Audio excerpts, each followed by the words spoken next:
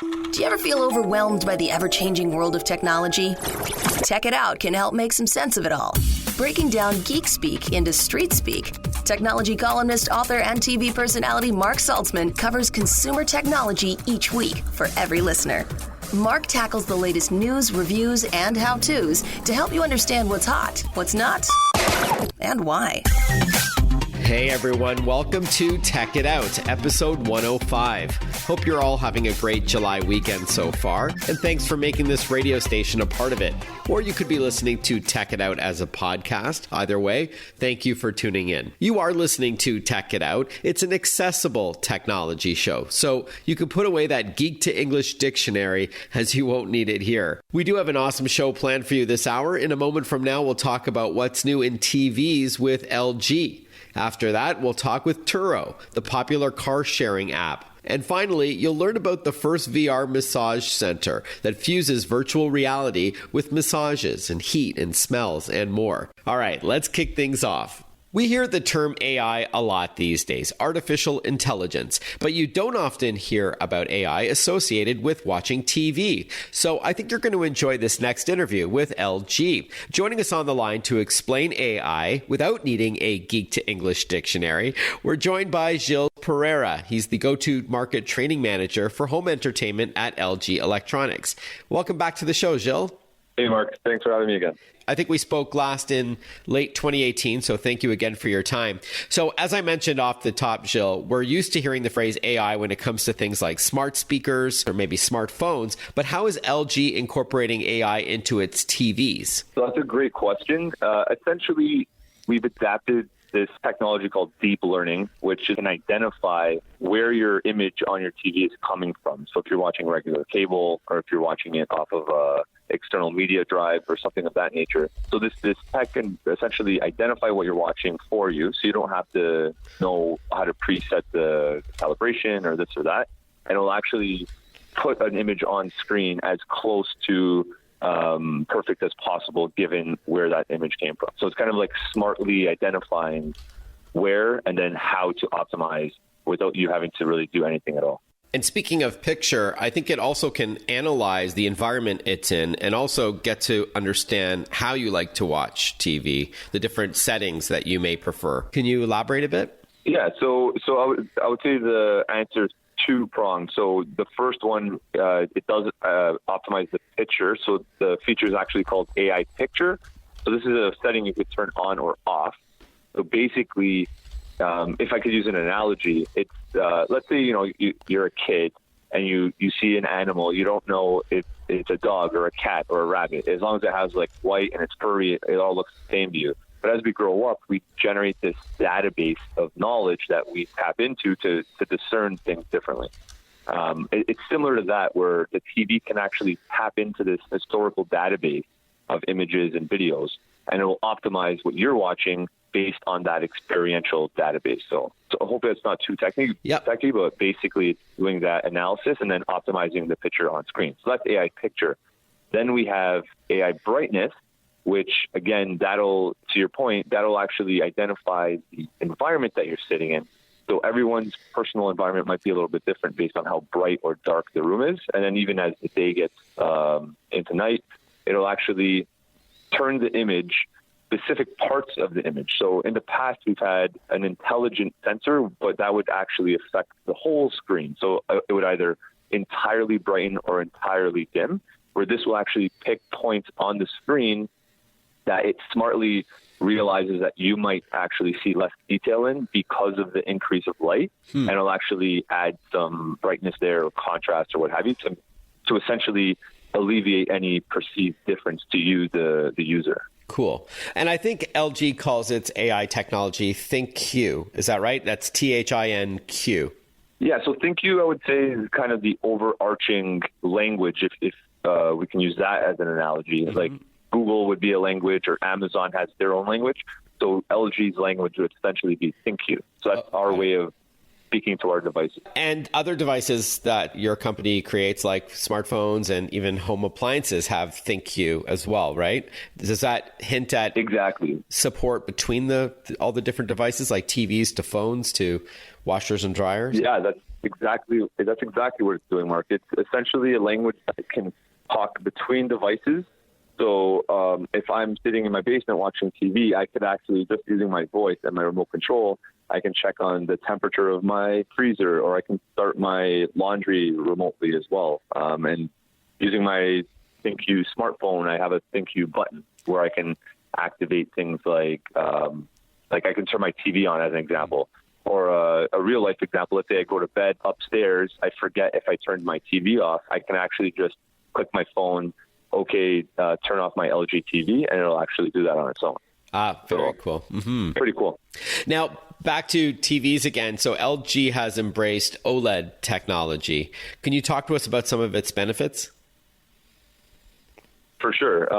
It's a product that I am still excited about, even though it's been in our market for almost 7 years now. So it's fundamentally different from any other TV technology right now in the market, and that's because each pixel on the screen can actually turn off and on independently of any other pixel on the screen. So to the user, what that means is better, deeper colors. It'll be better contrast ratio, more detail and whatnot. So the overall picture quality experience is going to be superior to almost any other backlit technology, which most people nowadays are used to. So LCD, LED, where you require some kind of backlight to produce the image on screen. So in addition to that, because OLED TVs have perfect viewing angles, so essentially it's like a work of art on your wall. Like no matter how far from the center of the TV you are, you won't notice any drop off in brightness, in color, in contrast. And I think that really lends itself to most of the customers' usage cases, because nowadays you rarely have someone sitting directly in front of the TV. People, are back and forth from the living room to the kitchen to the laundry room, and it just fits better into most use cases. All right, so an OLED panel, it's self-illuminating, so you don't need a backlight. So that's how you get that super thin frame, almost like a picture that you would mount to your wall or hang on your wall. Amazing contrast, brightness, and colors, wide viewing angles, and better with energy as well. They don't consume the amount of power that many other panels do. So good for the environment and on your wallet, no doubt. So lots of benefits to OLED, and prices are coming down over the years. I remember when it first debuted, it was a bit of a premium because like most new technology, that just happens. And then I guess through mass manufacturing, by economies of scale, OLED TVs now have come down quite a bit. Speaking of which, Gilles, we're speaking, by the way, with Gilles Pereira, go-to-market training manager for home entertainment at LG Electronics. Can you explain to us the difference between LG's nanocell technology and Super UHD, or ultra-high definition? So good question. In 2018, our premium LED category was called Super UHD. So essentially, it's our category which utilizes nanocell technology. So nanocell is essentially a layer of the TV that helps produce better, more accurate colors, and also helps with reflectivity. So I think from 2018 to 2019, we felt that there was a certain amount of ambiguity from a customer standpoint when they heard the term Super UHD. Mm-hmm. So by adding nanocell as the go-to branding, I think it just really hits home the fact that it's that makes it a unique technology compared to a conventional LCD LED TV. Okay, got it. Now, you were mentioning earlier, Gilles, that when you're in front of your TV, you could speak to it like a smart speaker using, I guess, LG's OpenAI approach. So that means it supports not just ThinQ, which is LG's own tech, but things like Amazon Alexa and Google Assistant. Is that right? That's correct. So I actually like to continue with that language analogy I used earlier. So our TVs are multilingual, right? So the ThinQ would be the LG language, whereas you have the Google language that it speaks. So if I have a Google ecosystem existing in my home, my TV easily integrates in there. But at the same time, I could have Alexa products, or I could even have Apple products. So I think our approach is going to lend itself to the widest majority of customers, because regardless of what they've already invested in terms of AI ecosystems, our TVs will automatically fit right in. But to clarify, there's no Siri built into LG's TVs, right? Like you can't say, you can't wake up that personal assistant and give a command or ask a question. But it does support some wireless Apple technologies like AirPlay 2 and things, right?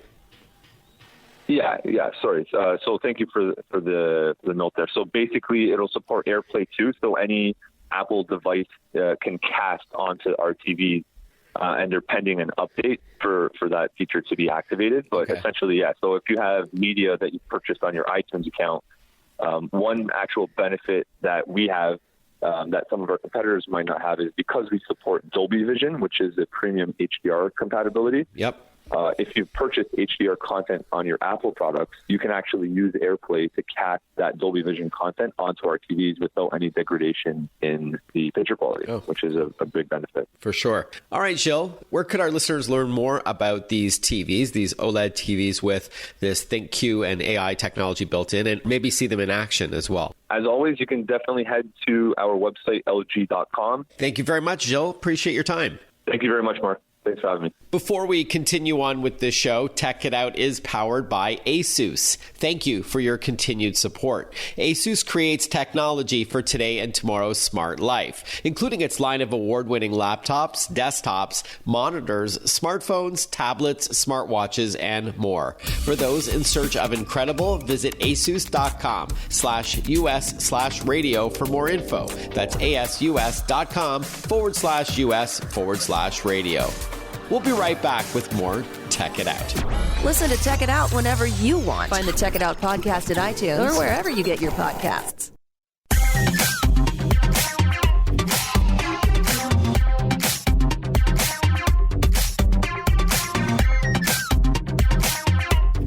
You're listening to the second anniversary edition of Tech It Out. Let's continue on with the show. It's often referred to as the Airbnb for cars. Turo is becoming very popular for allowing people to rent their vehicles to others. Joining us on the line to tell us all about Turo and what's new, and that's spelled, by the way, Turo, we've got Stephen Webb on the line. He's the VP of Communications at Turo. Welcome to the show, Stephen. Thanks for having me, Marc. Sure. Appreciate it. Yeah. So let's start right from the top, Stephen. For those who haven't yet heard of Turo or they haven't used it, what is the service or the app all about?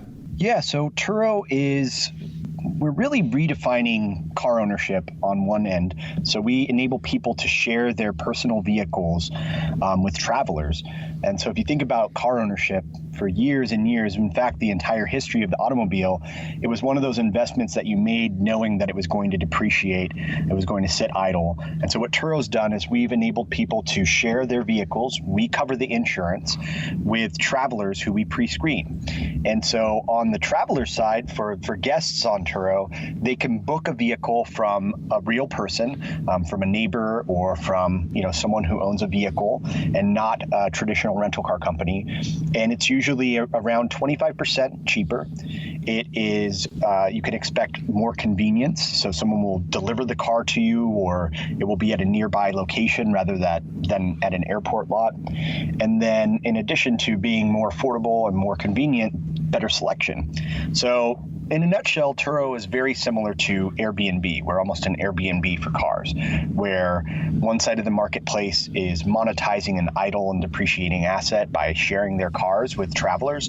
And on the other side of the marketplace, it's travelers who are looking for, a better experience than a traditional rental car company. I've heard, Stephen, that the percentage of time that your car is not being used, like when it's sitting in your driveway or in a parking lot, it's about 90-something%. Is that right? So in the United States, and I think more broadly in North America, the average vehicle spends 92% of the time sitting idle. So you're exactly right.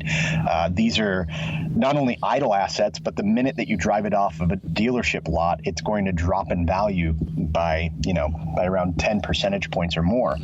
So, we're talking about a vehicle sitting in your driveway around 92% and depreciating. So in terms of your assets, you would never invest in a stock that's like that. Or, if you're buying a home and you were told that was going to be the performance of that investment, you probably think twice about it. But for whatever reason, in most countries and in everywhere, in fact, people are buying vehicles knowing good and well that the car is going to sit there idly depreciating. And so Turo's changing that by empowering people to make around $500 to $600 a month sharing their car. And that's going to offset any extra depreciation of the vehicle by having more miles on it than you would like when you go to sell it again, right? There's always that secondary market for vehicles, and obviously you're going to get less if there are more miles on it, but the money that you make by renting out your vehicle to travelers is going to offset that manyfold. No? If you're using Turo as a car owner and sharing your car with travelers, you're going to completely offset the cost of owning that car. Okay. And so not just the depreciation of it. Yeah, not just the depreciation, but the entire monthly payment. The average vehicle costs folks in North America around $500 US dollars a month, and the average host is making $500 to $600 a month sharing it. So you're offsetting the costs. And then in terms of managing the mileage, of course, that's a concern for some people because of depreciation, as you point out. And so for a lot of folks, what they choose to do is limit the amount of miles that folks are allowed to use when they're booking the car. I see. So a lot of people will, say, okay, if you're going to take it out, we'll give you 200 miles per day or 100 miles per day. It's entirely up to the person to figure out that math to make sure that they're able to completely offset, including the cost of depreciation, the cost of owning a car. Walk us through how the process works for someone looking to rent a car. So let's say I'm flying to Seattle for business, and instead of going to an Avis or a Budget or a Hertz or what have you, I want to use Turo. So do I use an app? Do I go to a website? And then I search for what's available based on either the kind of vehicle I want to drive or what my budget is?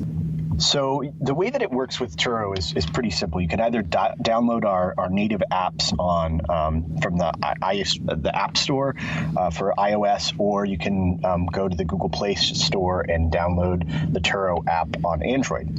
Or you can use the old traditional web, go to your desktop and book through the Turo website, Turo.com. Right.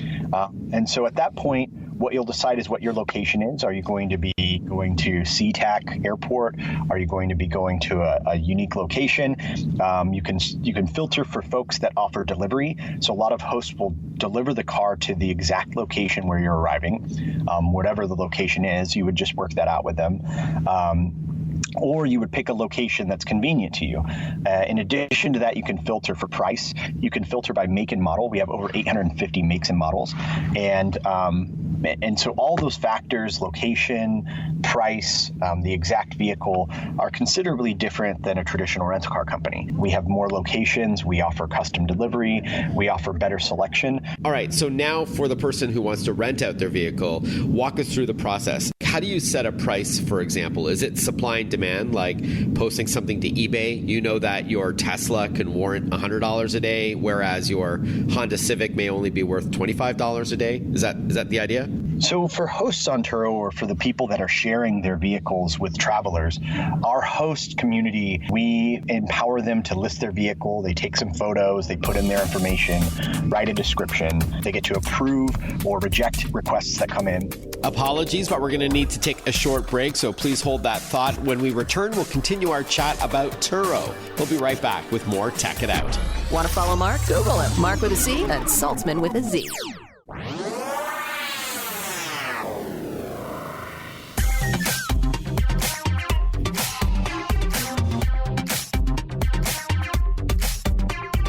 Breaking down geek speak into street speak. This is Tech It Out. Tech It Out with technology columnist, author, and TV personality Marc Saltzman.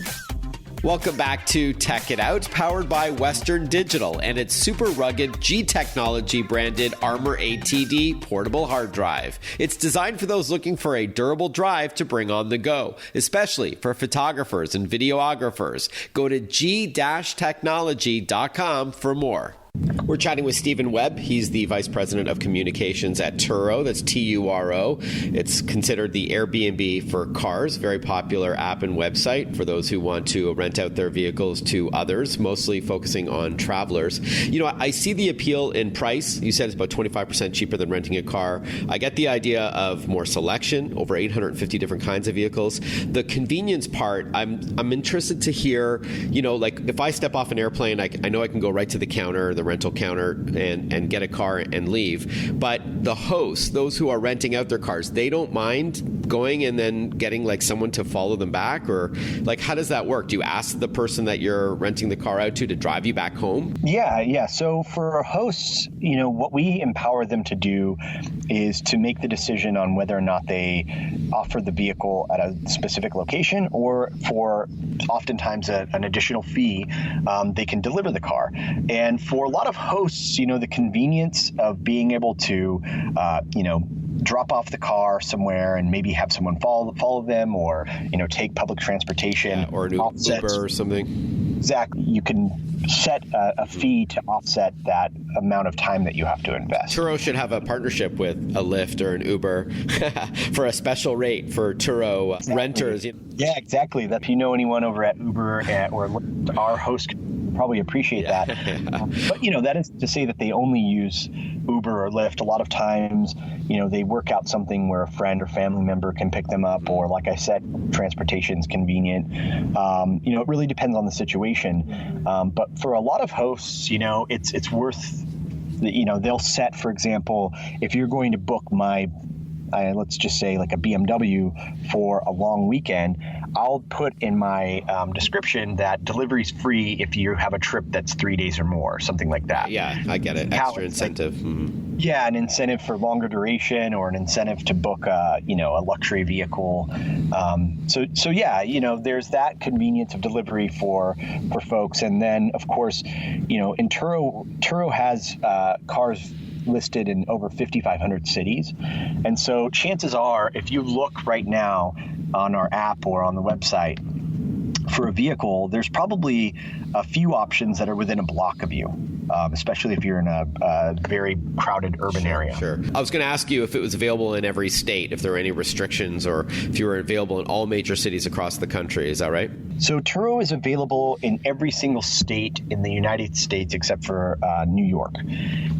Huh. So we're 5,500 cities. In New York, there's a unique insurance law that prohibits Turo and other peer-to-peer car sharing companies from offering our partner-provided insurance policies. Right.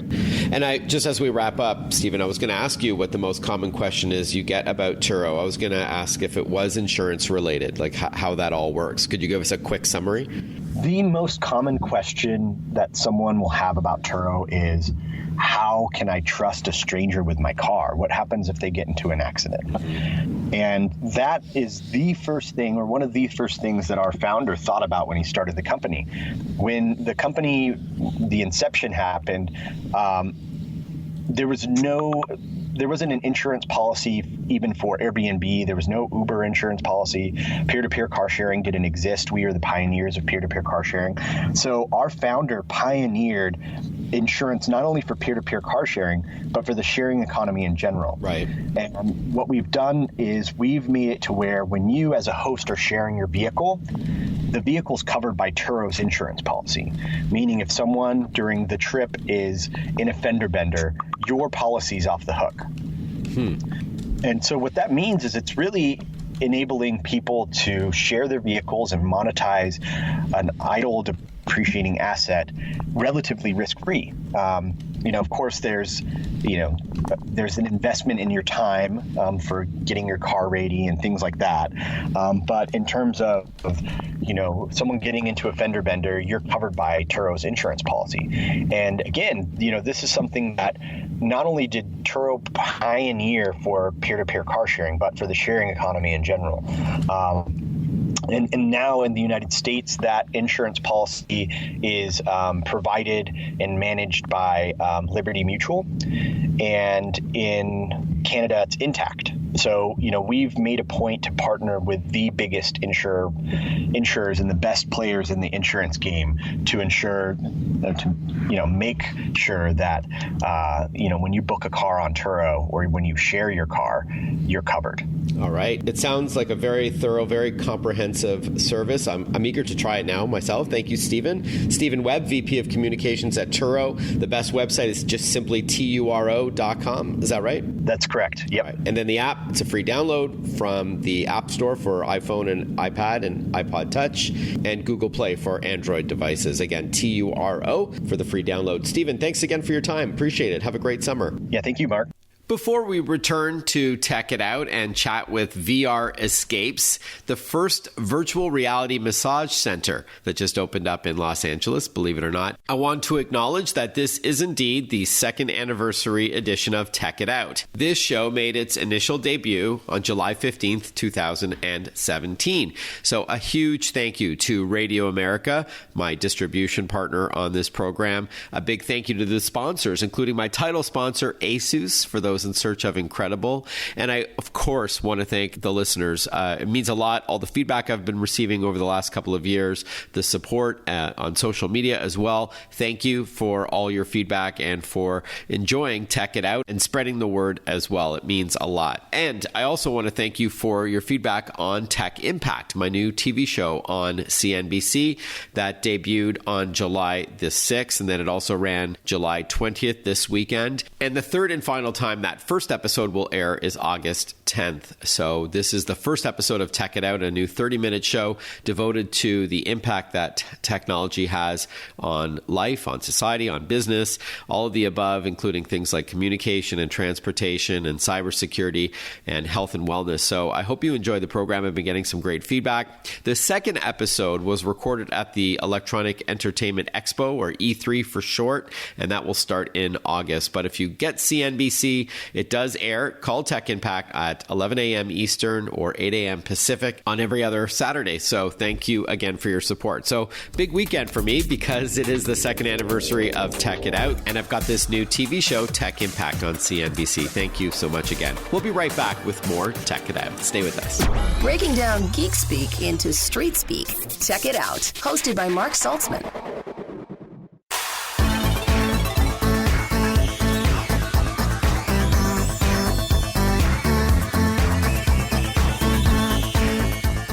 Welcome back to Tech It Out.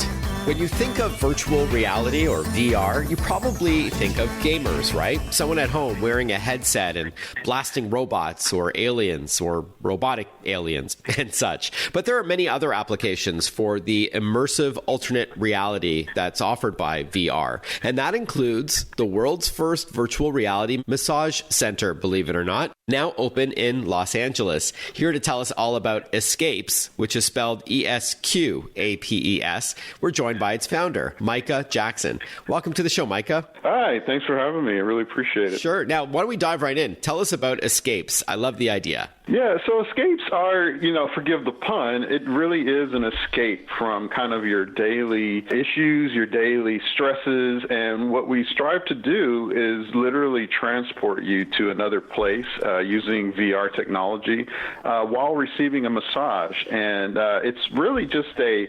overall incredible way to de-stress and hopefully, help people deal with anxiety and whatever might be plaguing them throughout the day. So my wife, Kelly, and I recently had a couples massage in the same room. And, I was lying flat on the table with my head in that thingy. Looks like a donut hole kind of thing. So I'm trying to imagine how to wear a VR headset in that environment. Do you sit down for it instead of lying down?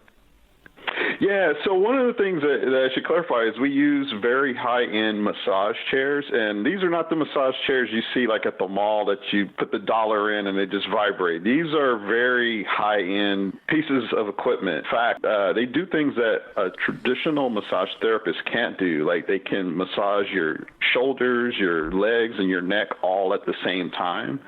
So we use the massage chairs, and while you are seated, we put the VR headset on you, and you then are, once you're in the VR headset, you're literally in another world, and we have like tropical environments, beaches, we have like a cabin in the snow, and we have 10 different places that you can sort of be in as you receive your massage. Okay, got it. Thanks for the clarification, Micah. So it's not a massage therapist who's giving you the massage. It's also handled by a machine. And then what you see in VR in that HMD, as we call it, a head-mounted display, is a 360-degree view of an alternate place, something relaxing like beachfront, as you said. So that's the idea. Yeah, exactly. And what are the kinds of things people are telling you after they've had it? Obviously, this is pretty new by combining these two technologies. Yeah, so in fact, the reception has been incredible, and people have really, really enjoyed the experience. In fact, we had a few people come yesterday, and two different people mentioned that it brought them to almost like a meditative state, where they were so calm and so relaxed that they almost just forgot they were in, a virtual world. It was really convincing. Mm-hmm. And the other, I'd say probably half the people actually nod off and go to sleep, which to me is like a high compliment because, it means that your body and your brain is really getting to that point of relaxation where you believe you're where you are, you believe you're in that world. So how long is each session? So each session is approximately 30 minutes. It takes a couple of minutes to get people in and out of the setup, but the full experience is 30 minutes. And we actually encourage people to come like 10 or 15 minutes early so they can kind of hang out we have like an indoor lounge area where people can come and relax and just kind of clear their heads before the VR session. Okay, cool. And I know you said it's a proprietary massage chair setup, but what about the VR gear? Do you use Oculus, use HTC? Is it also proprietary? So, yeah, the hardware we use is not proprietary. So we use the Oculus Rift S, the latest version of the Rift that was just released, I believe, last month.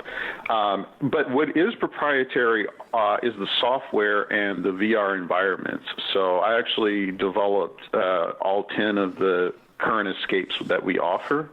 And the other component that further increases the immersion are what I call extrasensory elements. So you'll feel wind and you'll feel warmth, and then we also use aromatherapy diffusers to provide different little fragrances that are triggered at specific times within the escape environment. So combining all of those elements on top of, the VR, the audio, and the visual, it really, really puts you in that space. It's something quite unique. Wow, that's awesome. I didn't know that you also offered that extra sensory sort of step. Like I've been on those 4D rides and such at Disney World, like the Avatar ride where you could feel mist and wind and smell things as well. So it sounds very similar. So right. Very immersive, which is obviously your goal. We're chatting with Micah Jackson. He is the founder of Esqapes. This is the world's first virtual reality massage center, now open in Los Angeles. I'm curious to know what your favorite escape is out of the 10 that were created for this. What's your go-to? Well, so because I made them all, I tell people they're sort of like my children in a way, but I have to say I'm partial to a couple. One is called Standing Rock, and what that is it's basically like a Grand Canyon / Mount Zion National Park environment. So you see lots of red clay, and you're surrounded by these large cliffs. But it's one of the few escape environments where you're actually inside of a structure. So the surrounding is sort of like a glass-walled, very fancy apartment, if you will. You also see a waterfall, and it's feeding a river that flows under the structure. It's a peaceful place to kind of hang out in. We'll continue our chat about VR escapes when we return. Stay with us. Follow Marc Saltzman on Facebook, on Twitter, on Instagram. Listen to Check It Out whenever you want.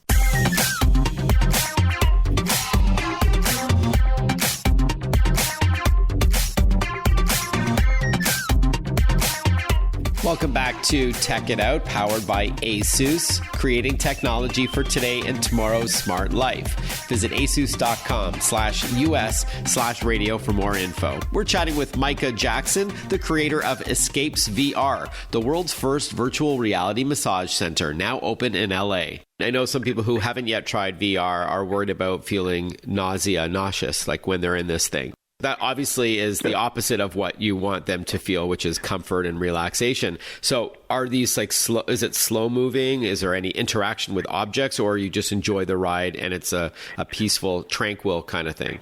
Yeah, exactly. It's a good question. Actually, many of the people who have come through and done our escapes, it actually is their first VR experience. It's one of the questions we ask, when they check in.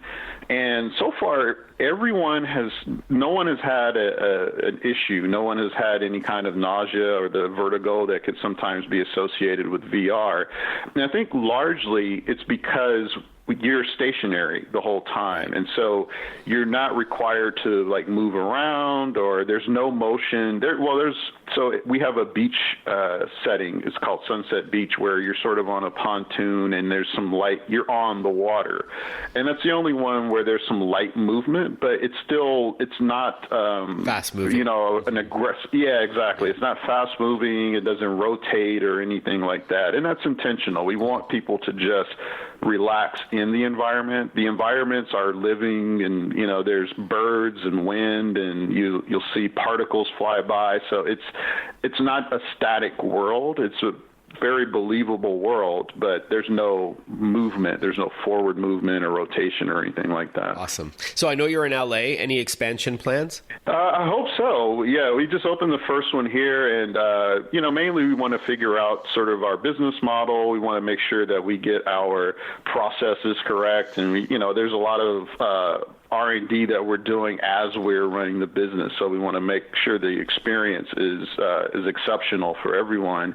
But yeah, the goal is to expand and to open these all across the U.S. and maybe the world someday. Our focus too is to be in locations where people are working. So we actually opened in an office building in the SAG-AFTRA building here in Los Angeles, and it's intentional because our hope is to get people to come during their lunch hour, or maybe before a big meeting, or maybe just before they hop on the freeway to go home. We want to be accessible to people in a way that spas traditionally aren't. Makes sense. All right, and finally, so some of my listeners are in LA. Specifically, we're on KEIB, the Patriot. And so how could people book an appointment, and how much does it cost for that 30-minute session? Certainly. So they can go to myescape.com, which is myesqape.com, and book there. They can also select which environment they'd like to do. And all of our escapes are $45, and we offer one sort of upgrade. If you want to get full heat therapy, you can do that, where the whole body is heated while you get your massage. It's really comfy, too. So, yeah, you can go to the website. All right, myescape.com, myesqape.com to learn more about escapes. Congratulations, Micah. This sounds awesome. Thank you so much. I'm looking forward to trying it out. We look forward to having you. All right, cheers. Have a great summer. You too. Thank you very much.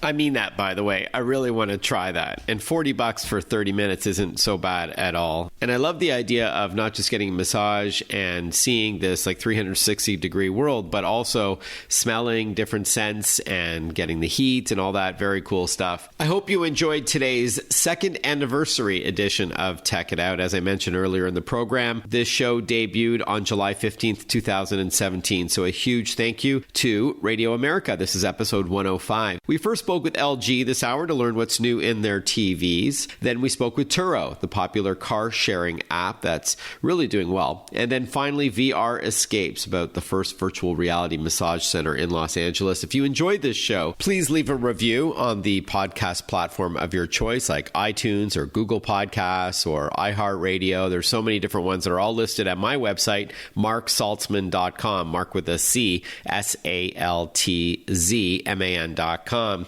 Feel free to share it with your friends, either privately over email or publicly over social media. I welcome the support. And if you have any feedback for me, my email address is simply tech@marksaltzman.com. TECH@marksaltzman.com. A huge thank you to ASUS, the title sponsor on this program. ASUS, for those in search of incredible. Visit asus.com/US/radio for more info. That's ASUS.com/US/radio. And also, thank you to Western Digital, a new sponsor on this program as well, including their Armor ATD portable hard drives. Looking forward to speaking with you next weekend on Tech It Out. Bye-bye for now.